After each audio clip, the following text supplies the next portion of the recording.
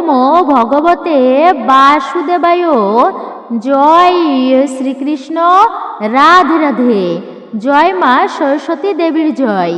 শিক্ষা, শিল্পকলা এবং সঙ্গীতের দেবী হলেন সরস্বতী।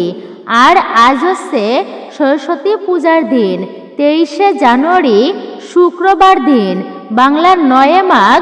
আজকের দিনে পালিত হচ্ছে সরস্বতী পূজা।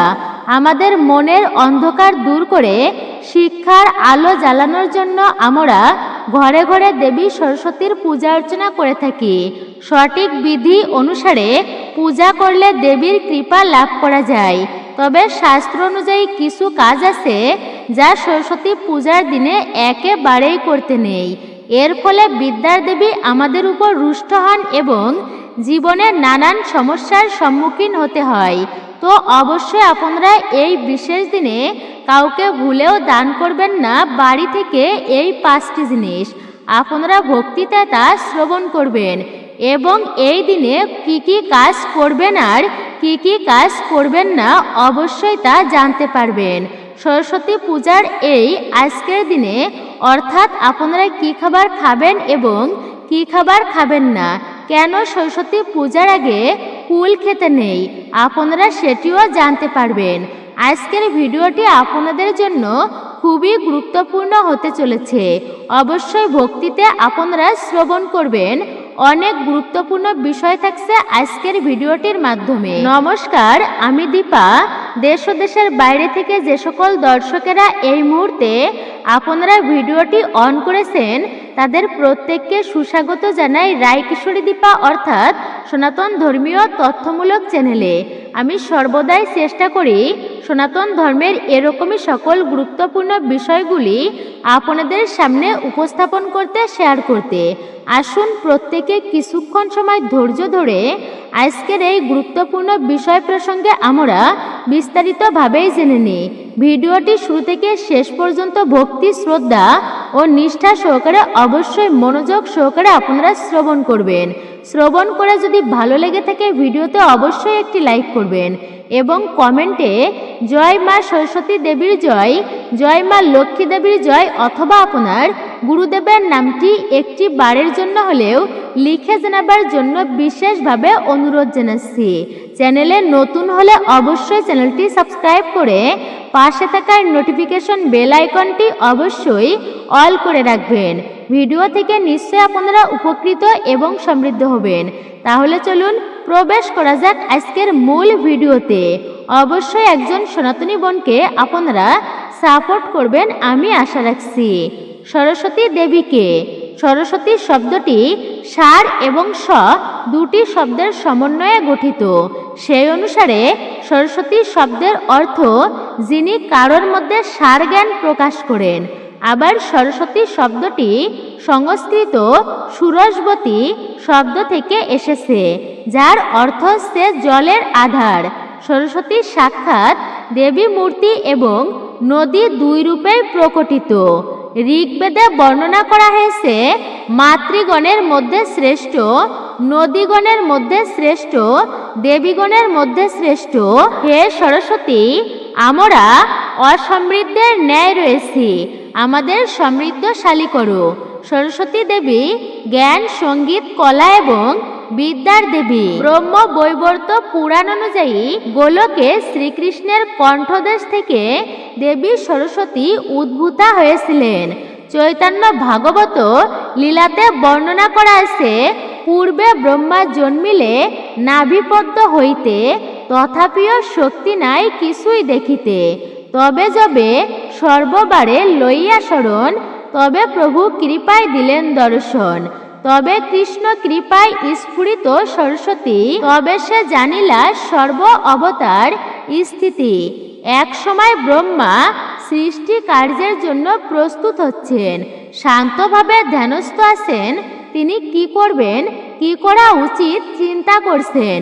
এমন সময় তার শরীর থেকে এক সুন্দরী দেবী মূর্তি প্রকাশিত হয়। দেবী ব্রহ্মাজিকে বলেন, হে বিধাতা, আমি আপনার থেকে প্রকাশিত হলাম। এখন দয়া করে আপনি আমার স্থান এবং কি কর্ম তা নির্দেশ করুন। ব্রহ্মা বললেন, তোমার নাম সরস্বতী, তুমি অবস্থান করো সকলের জিহ্বাতে। বিশেষভাবে সুশিক্ষিত ব্যক্তিদের জিহ্বাতে তুমি নৃত্য অবস্থান করো। পৃথিবীতে তুমি একটি নদী রূপে প্রকাশিত হও। দেবী সরস্বতী প্রশ্ন করলেন, হে বিধাতা, আপনি বললেন আমি সবার জিহ্বাতে অবস্থান করব, আবার বললেন নদী রূপেই থাকব, এর ব্যাখ্যা কি? ব্রহ্মা বললেন, সরস্বতী, তুমি যখন লোকের জিহ্বাতে অবস্থান করবে তখন লোকের জিহ্বা থেকে বাক শক্তি হবে, তাই তোমার নাম হবে বাগদেবী। তুমি আমার মুখ থেকেই প্রকাশিত।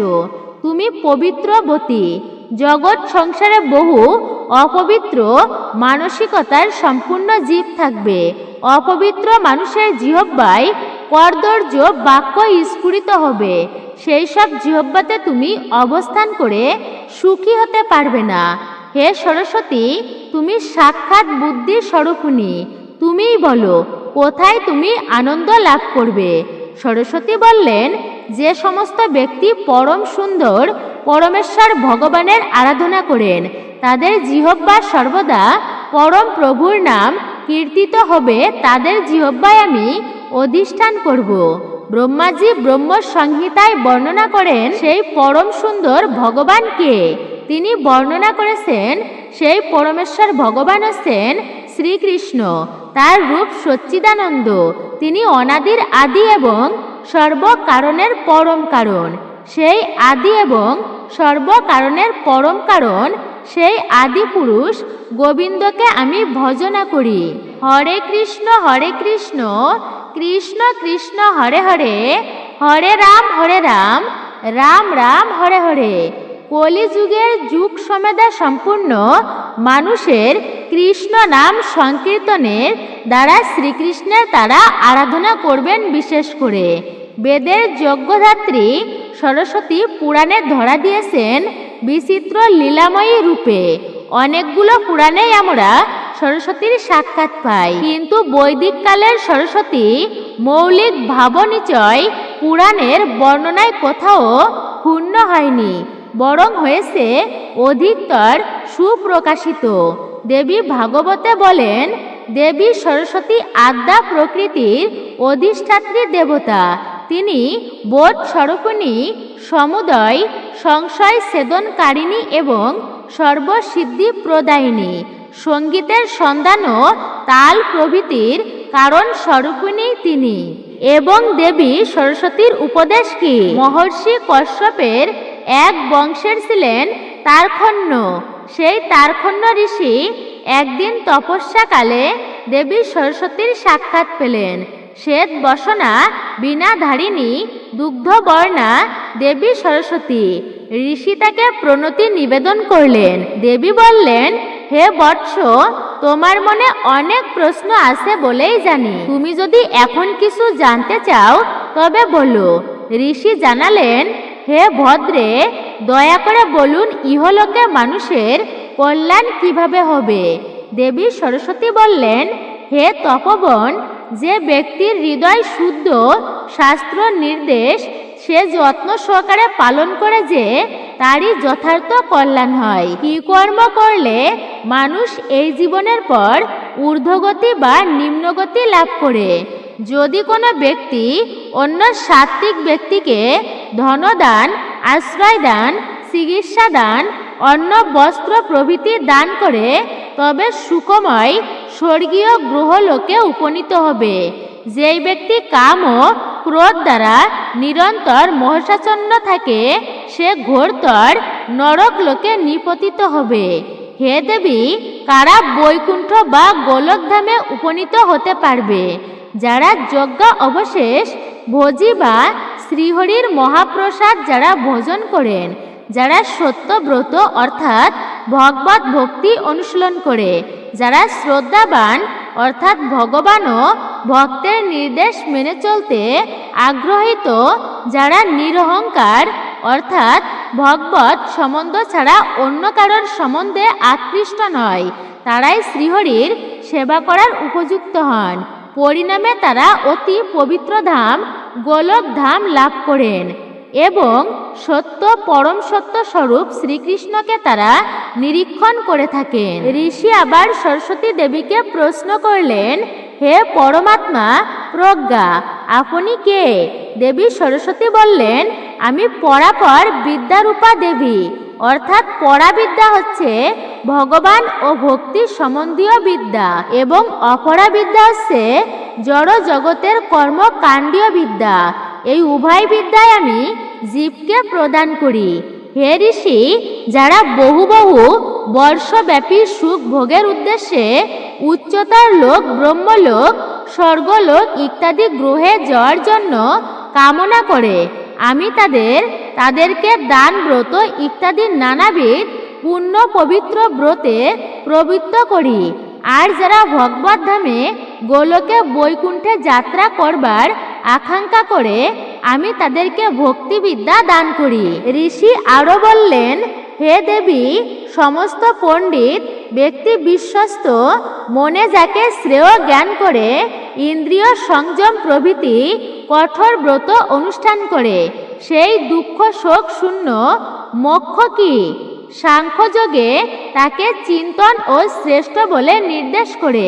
সেই পরমাত্মাকে আমি জানি না, তাই আপনি দয়া করে সেই বিষয়ে উপদেশ দিন। দেবী বললেন, হে ঋষি, বিচক্ষণ পণ্ডিত ব্যক্তিরা শোক রহিত ও বিষয় বাসনা শূন্য হয়ে ব্রত পরায়ণ হন এবং ভক্তিযোগে যে আদি পুরুষকে প্রাপ্ত হয়ে থাকেন, তিনিই হচ্ছেন সেই পরম ব্রহ্ম, পরমাত্মা, পরমেশ্বর ভগবান শ্রীকৃষ্ণ। হে ঋষি, যে স্থানে ভক্তরা সেই পরম পুরুষ শ্রীকৃষ্ণের প্রীতির উদ্দেশ্যে যাবতীয় কর্ম করেন, সেই স্থান আমার আশ্রয় স্বরূপ। বর্তমান সময়ে দেখা যাচ্ছে মানুষ ধর্মের নামে নিজের ইন্দ্রিয় তৃপ্তিতেই বেশি ব্যস্ত থাকে। এমনকি মানুষ মনে করছে তারা ধর্ম করছে, কিন্তু দেবদেবীদের সামনে যে আচরণ করছে তা এমনকি সভ্য সমাজে যে ধরনের আচরণ সে এমনকি নিজের মায়ের সম্মুখে করতে পারে না, সেই অসদাচরণ আচরণ জগৎ জননী মায়ের সামনে তথাকথিত পূজার ছলে সেই অসদাচরণ আচরণ করছে। এমনকি শোনা যায় যে মায়ের পূজা অর্চনার জন্য যে অর্থ সংগ্রহ করেন তা থেকে নিজেদের ইন্দ্রিয় তোষণের জন্য বিভিন্ন জাগতিক অর্থাৎ গানের আসরের আয়োজন করছে। কখনো কখনো মদ্যপানের জন্য ব্যবস্থা করছে, নেশাজাতীয় দ্রব্য ভক্ষণ করছে, মদ্যপান করছে। তাই যথার্থ মনোভাব ও ভাব গাম্ভীর্য নিয়ে পূজা সম্পাদন করা সর্বত্রভাবে সন্তুষ্ট করে না তাদেরকে। এমন সব গান বা কার্য থেকে সম্পূর্ণরূপেই কিন্তু বিরত থাকা উচিত। পূর্বের বর্ণনা করা হয়েছে কোন কার্যে মাতা সরস্বতীকে সন্তুষ্ট করতে পারা যায়। আমরা পর্যায়ক্রমে বর্ণনা করব কোন মনোভাবে মায়ের অর্থাৎ আমরা মায়ের উদ্দেশ্যে প্রার্থনা করা উচিত আমাদের। কোনো বাহ্যিক বিষয় মায়ের প্রার্থনায় গুরুত্ব বহন করে না। কোনো প্রতিমায় মা অবস্থান গ্রহণ করে অবশ্যই আমরা তা বিশেষ করে জানব কোন প্রতিমায়। আমরা বেশিরভাগই ধর্ম করি পূর্বপুরুষের ধারা অনুযায়ী, অথবা সকল কর্মের ফল লাভের জন্য, অথবা না বুঝে আনন্দ পাই বলে পূজার লৌকিক প্রয়াস করি। এই ধরনের প্রয়াসের ফলে মনের শান্তি অনুভব হয় বটে, কিন্তু তা দিয়ে কি আমাদের বিদ্যালাভের প্রকৃত উদ্দেশ্য সাধিত হয়? এই ধরনের লৌকিক প্রয়াসই লৌকিকতা বা প্রথাগত ধর্মাচার বলে পরিগণিত হয়। আচ্ছা, আমরা তাহলে কোন বিদ্যা চাইব? ভক্তগণ সরস্বতী পূজা করেন, কিন্তু মায়াবদ্ধ ও মায়ামুক্ত জীবের মধ্যে পার্থক্য আছে বলেই তাদের পূজায় পার্থক্য আছে। মায়াগ্রস্ত জীবের মায়িক বস্তুতে আসক্তি থাকে। যখন জীব মায়ার সেবায় প্রবৃত্ত হন তখন তিনি কর্মী, আবার যখন মায়ার বিদ্যাবৃত্তি দ্বারা তিনি অর্থাৎ সেই সেবায় রত হন তখন তিনি জ্ঞানী। উপনিষদে বলা হয়েছে যারা অবিদ্যা অনুশীলন করেন তারা অজ্ঞানের ঘোর অন্ধকারময় লোকে প্রবেশ করে। যারা তথাকথিত বিদ্যা অনুশীলনে রত তারা আরও ঘোরতর অন্ধকারময় স্থানে গতি লাভ করে, অর্থাৎ অবিদ্যা বা অজ্ঞানতা নিঃসন্দেহে বিপজ্জনক। তবে বিপদ চালিত বা ভ্রান্ত বিদ্যা তার চেয়ে আরও ভয়ঙ্কর। গণশিক্ষার ক্ষেত্রে বর্তমান সভ্যতা যথেষ্ট অগ্রগতি লাভ করেছে, কিন্তু জীবের সবচেয়ে গুরুত্বপূর্ণ বিষয় হচ্ছে পারমার্থিক বিদ্যা বা পরবিদ্যা। সেখান থেকে বিমুখ হয়ে জড় জাগতিক উন্নতিতে অত্যাধিক গুরুত্ব আরোপ করায় মানুষ পূর্বাপেক্ষা আরও অধিক অসুখী হয়ে পড়ছে। বিদ্যাবৃত্তি জড় বিষয়ে আসক্তি বৃদ্ধি করে। জড়জগতের বন্ধনে আবদ্ধ জীবগণ অবিদ্যায় অবস্থিত। অবিদ্যার আবরণে তাদের প্রকৃত স্বরূপ আচ্ছাদিত। যারা মায়ামুক্ত তারা বিদ্যা ও অবিদ্যা উভয়ের স্বরূপ সমক্ষ প্রকারে অবগত আছেন। যারা নিজেদের ভগবানের দাস জ্ঞান করে ভগবানের সেবায় প্রকৃত হন, মায়া বশীভূত জীবগণ সত্য, রজ ও তমগুণে আবদ্ধ হয়ে দেবতাদের ভজনা করেন। বিভিন্ন গুণ সম্পূর্ণ জীবগণ তাদের নিজ নিজ রুচি অনুসারে শান্ত, শৈব, সৌর, গানপত্য বা বৈষ্ণব নামে অভিহিত হন। তারা ভোগ বাসনা চরিতার্থ করার জন্য ধন কামনায় লক্ষ্মী এবং বিদ্যা লাভ করে সমাজে প্রতিষ্ঠিত হওয়ার জন্য লৌকিক প্রথা অনুসারে দেবী সরস্বতীর পূজা অর্চনা করেন। তারা যে বিষয় কামনায় পূজা করেন তা সবই নশ্বর। আমি ধনী হব, পণ্ডিত হব, সমাজে প্রতিষ্ঠিত হব, সমগ্র জগতে আমার যশ কীর্তি হবে, এই সমস্ত বাসনা সবই নশ্বর। চার বেদ ষড়দর্শন অধ্যয়ন করেও যদি ভগবানের প্রতি অহৈতুকী ভক্তির উদয় না হয় তবে সবই কিন্তু বৃথা। শাস্ত্রে বর্ণনা করা হয়েছে যে বস্তুর দেহত্যাগের সঙ্গে সঙ্গে আমাদের ত্যাগ করে সে সমস্ত বিষয় নিয়ে নিত্য আত্মার কতটুকু স্বার্থ সিদ্ধি হতে পারে। তাই যারা উন্নত বিচারবোধ সম্পূর্ণ তারা কখনো নশ্বর বিষয়ে মুগ্ধ হয়ে দুর্লভ মনুষ্য জীবনের সুযোগটুকু হেলায় হারাতে ইচ্ছাই করেন না। ঐকান্তীয় ভক্তগণ সরস্বতী দেবীর চিৎ শক্তিরূপে পূজা করেন। ভাগবত কীর্তনের প্রারম্ভে শ্রীল সুত গোস্বামী মঙ্গলাচরণের মধ্যে পরাবিদ্যা স্বরূপিণী সরস্বতীর প্রণাম করেছেন যে দেবীং সরস্বতী আদিগুরু শ্রী ব্রহ্মার হৃদয়ে সৃষ্টি বিষয়ক স্মৃতি প্রকাশের জন্য যে সরস্বতী দেবী ভগবানের প্রেরণায় প্রকটিত হন তিনি শ্রীকৃষ্ণের উপাস্য মনে করেন। আপনারা প্রত্যেকে এইবার জানবেন, বিশেষ করে সরস্বতী পূজার দিন দান করা শুভ এটি। বিশেষ করে বিশেষত শিক্ষা, জ্ঞান ও শিল্পকলা সম্পর্কিত জিনিসপত্র যেমন বই, খাতা, বাদ্যযন্ত্র এবং হলুদ বা সাদা রঙের জিনিসপত্র দান করা হয়, যা জ্ঞান ও সমৃদ্ধি আনে। তবে কিছু প্রচলিত বিশ্বাস অনুযায়ী পূজার দিনে কিছু নির্দিষ্ট খাবার বা আমিষ খাবার দান করা একদমই উচিত নয়। এমন কিছু দান করা উচিত নয় যা জ্ঞানের অপমান করা হয়। যে সমস্ত জিনিস দান করা উচিত শিক্ষা সামগ্রী, বই, খাতা, কলম, পেন্সিল বা অন্যান্য পড়াশোনার উপকরণ। হলুদ ও সাদা জিনিস, হলুদ ফুল, চাল, গুড়, মিষ্টি বা সাদা বস্ত্র। খাবার চাল, আটা, ডাল ইত্যাদি শস্যদানা যা অভাবী পরিবারদেরকে দেওয়া যেতে পারে বা দান করা যেতে পারে।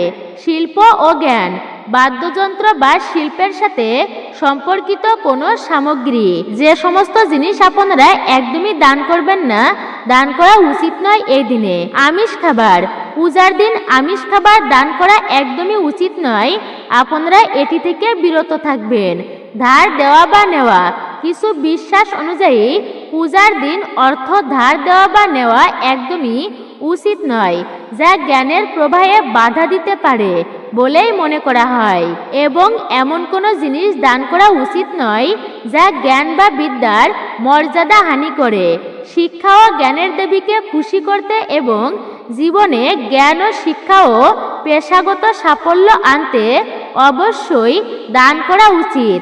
এটি একটি ঐতিহ্যবাহী প্রথা যা পুণ্য অর্জনে সহায়তা করে এবং সমাজের সেবা করে। তেমনি বাগদেবীর আরাধনায় সকলে মত্ত হয়ে থাকবেন এই দিনে। মাঘ মাসের শুক্লপক্ষের পঞ্চমী তিথিতে বসন্ত পঞ্চমী পালিত হয়। এই দিন থেকে বসন্ত ঋতুর সূচনা হয়। শাস্ত্রমতে এই দিন দেবী সরস্বতী আত্মপ্রকাশ করেন। সেই সময় সমস্ত দেবী দেবতা তার বন্দনা করেন। উল্লেখ্য, বসন্ত পঞ্চমী প্রকৃতির সঙ্গে সম্পর্কযুক্ত, কারণ এই দিন প্রকৃতি পরিবর্তন হয়। সরস্বতীকে জ্ঞানের দেবী বলা হয়। মনে করা হয় যেই স্থানে সরস্বতীর বাস সেখানে কালী ও লক্ষ্মী বিরাজমান থাকেন। সরস্বতী পূজা বা বসন্ত পঞ্চমীর দিনটি শিক্ষারম্ভ বা বিদ্যারম্ভের জন্য উপযুক্ত। স্বচ্ছ মনে সরস্বতীর বন্দনা করলে ভক্তের সমস্ত মনস্কামনা পূর্ণ হয়। আবার অপর একটি প্রচলিত ধারণা অনুযায়ী এই দিন কামদেব নিজের স্ত্রী রতির সঙ্গে পৃথিবীতে আসেন। যে স্বামী স্ত্রী কামদেবও রতির পূজা অর্চনা করেন তাদের দাম্পত্য জীবনের সমস্ত বাধা দূর হয়। সরস্বতী পূজার দিন হলুদ রঙের পোশাক পরার প্রথা চালু রয়েছে বহুদিন ধরেই। বসন্ত পঞ্চমীর সঙ্গে হলুদ রং যেন আষ্টে পৃষ্ঠে জড়িয়ে। আসলে হলুদ রং হলো সমৃদ্ধি, আলো ও ইতিবাচক শক্তির প্রতীক। সরস্বতী পূজার সময় শীত বিদায় নিয়ে বসন্তের সূচনা হয়।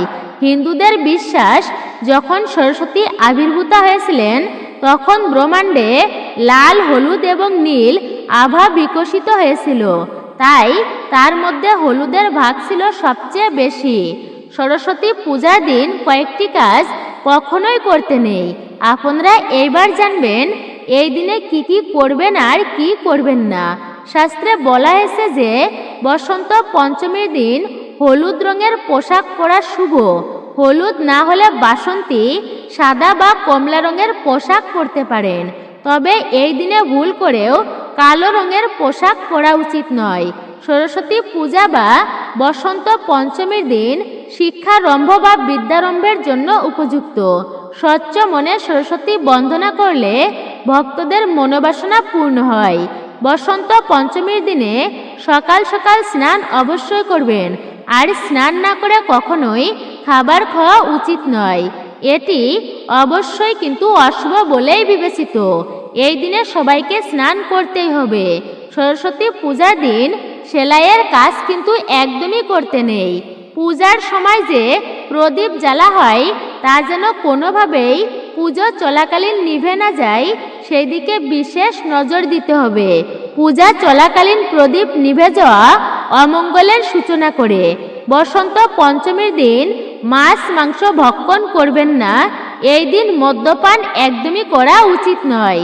সরস্বতী পূজার দিন কোনোভাবেই ফসল কাটা উচিত নয় বা বাড়ির কোনো গাছও কাটা উচিত নয়। এই দিন বাড়িতে গাছ লাগানো খুবই শুভ বলে মনে করা হয়। এই দিন কোনোভাবে কাউকে কুকথা বলা উচিত নয়, কারণ এই সময় দেবী সরস্বতী আমাদের জিহ্বায় অবস্থান করেন। কারণ এই দিন ক্রোধ সংবরণ করতে হয়। পূজার সময় অবশ্যই বই পড়া, শাস্ত্রীয় গ্রন্থ পড়া, পূজার দিনে বা সঙ্গীতের কোনো জিনিস থাকলে তা দেবীর সামনে নিয়ে অবশ্যই আপনারা রাখবেন। দেবী সরস্বতীর সামনে অবশ্যই একটি ঘিয়ের প্রদীপ আপনারা প্রজ্বলিত করবেন। বিশেষ করে সরস্বতী পূজার দিন বিশেষ করে হাত বা পায়ের নখ এবং চুল ভুলেও কাটতে নেই। যদি খুব প্রয়োজন হয় তাহলে আগে বা পরের দিন কেটে নেওয়া যেতে পারে। সরস্বতী পূজার দিন ভুলেও কিন্তু আপনারা সেলাই করবেন না। পূজার সময় যে প্রদীপ জ্বালা হয় তা যেন কোনোভাবেই পূজা চলাকালীন নিভে না যায়, সেই বিষয়ে অবশ্যই লক্ষ্য রাখবেন। পূজা চলাকালীন প্রদীপ নিভে যাওয়া অমঙ্গলের সূচনা করে। এই দিন কোনোভাবে কাউকে কুকথা বলা যাবে না। পরনিন্দা, পরচর্চা, সমালোচনা এগুলি এড়িয়ে চলবেন। এই দিনে ভুলেও কিন্তু আপনারা বৃক্ষ আদি কাটবেন না, কারণ পূজার সময় দেবী সরস্বতী আমাদের জিহ্বায় অবস্থান করে, তাই কাউকে কুকথা বলতে নেই। সরস্বতী পূজার দিন হলুদ বা সাদা বস্ত্র পরিধান করতে হয়, অন্য কোনো বস্ত্র পরিধান করতে নেই। এইবারে আপনারা জানবেন মা সরস্বতী পূজার দিন বিশেষ কয়েকটি টোটকা সম্পর্কে। মা সরস্বতীকে হলুদ ফুল, মিষ্টি, হলুদ বস্ত্র, কেশর এবং কাঁচা দুধ অর্পণ করুন। মা সরস্বতীর হাতে থাকা বইটিকে এই দিন প্রত্যেক বিদ্যার্থী একবার হলেও স্পর্শ করুন। পড়াশোনায় উন্নতি হবে। সরস্বতী পূজার দিন পাকা হলুদ ফল, হলুদ বস্ত্র বা হলুদ রঙের ডাল অর্পণ করুন। দেবী সরস্বতী অতি প্রসন্ন হয় এতে। পড়ুয়ারা এই কাজটি করলে তাদের পড়াশোনা ভালো হয়। দাম্পত্য জীবনে সুখ আনার জন্য সরস্বতী পূজার দিন কাঁচা দুধের মধ্যে হলুদ মিশিয়ে সেটি মা সরস্বতীর চরণে শুইয়ে স্বামী স্ত্রী নিজের গলায় শুইয়ে নিন। সরস্বতী পুজোয় পলাশ ফুল অর্পণ করুন। পলাশ ফুল ছাড়া এই পূজা কিন্তু অসম্পূর্ণ হয়, অর্থাৎ পূজা কিন্তু সম্পূর্ণ হয় না, অসম্পূর্ণই থেকে যায়। সরস্বতী পূজার দিন দেবীকে বাসন্তী পোলাও ভোগ নিবেদন করুন। সরস্বতী পূজায় দেবীকে হলুদ বা সাদা মিষ্টি নিবেদন করুন।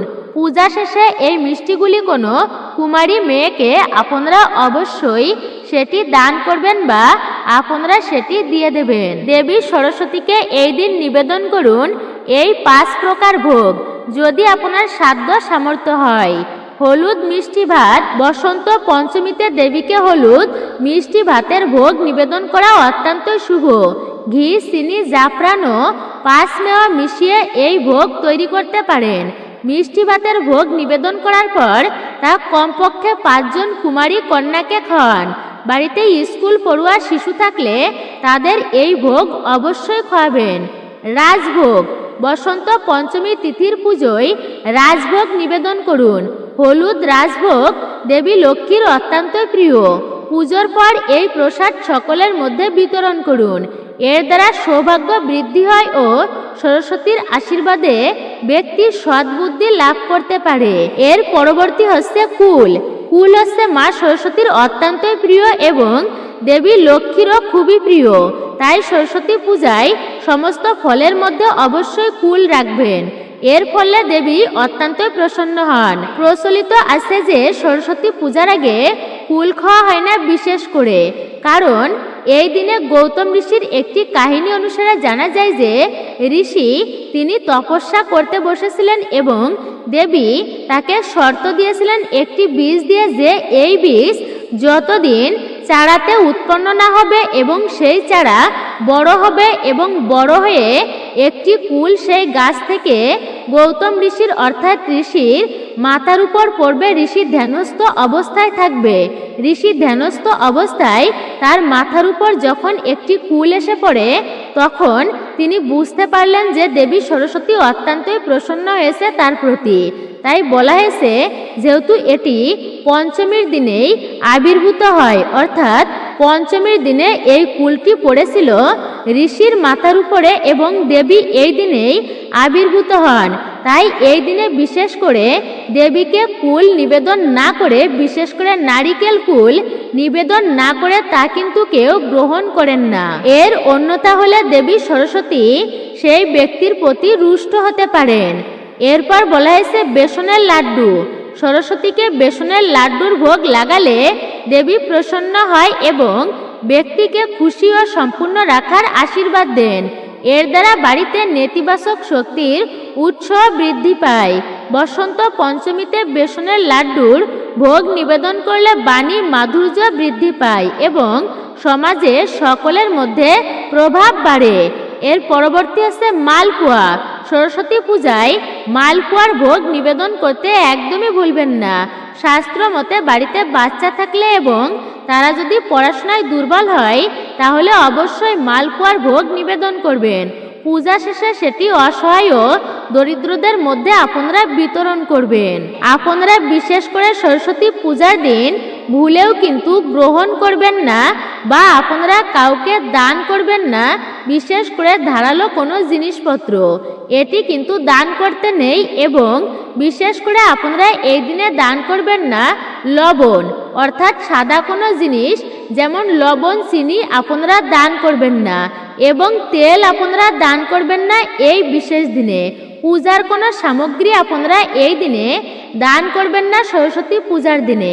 তবে বলা হয়েছে এই দিনে বাড়িতে আনুন ময়ূরের পালক বিশেষ করে পড়াশোনায় যারা যে সমস্ত ব্যক্তিরা পড়াশোনা করে যদি তারা পড়াশোনায় অমনোযোগী হয়ে থাকে তো ময়ূরের পালক আপনারা বইয়ের মধ্যে রাখতে পারেন পূজা অর্চনা করে, তা অত্যন্ত শুভ ফলাফল পাবেন আপনারা এতে। আপনারা ভুলেও কাউকে এই দিনে দান করবেন না বাসি পচা খাবার এবং কালো বস্ত্র আপনারা কাউকে দান করবেন না, জুতা চপ্পল এই দিনে কাউকে দান করবেন না, ঝাড়ু বা ঝাঁটা কাউকে এই বিশেষ দিনে কিন্তু ভুলেও বাড়ি থেকে কাউকে দেবেন না। এতে গ্রহদোষ, বাস্তুদোষ এবং নেতিবাচক শক্তি আপনাদেরকে আষ্টে পিষ্টে ধরবে। আপনাদের রোগ কখনোই পিছু ছাড়বে না, আর্থিক অভাবনটন অবশ্যই লেগে থাকবে। সরস্বতী দেবী রুষ্ট হবেন এবং মা লক্ষ্মী দেবী আপনার গৃহ থেকে বিদায় নেবেন। তো মূলত এটাই ছিল আমাদের আজকের ভিডিওটি আপনার কাছে কেমন লেগেছে মূল্যবান মতামত জানাতে একদমই ভুলবেন না। চ্যানেলে নতুন হয়ে থাকলে অবশ্যই চ্যানেলটি সাবস্ক্রাইব করবেন, পাশে থাকা নোটিফিকেশন বেল আইকনটি অবশ্যই অল করে দিবেন। সকলে ভালো থাকুন, সুস্থ থাকুন, পরম করুণাময় ঈশ্বরের অশেষ কৃপায়।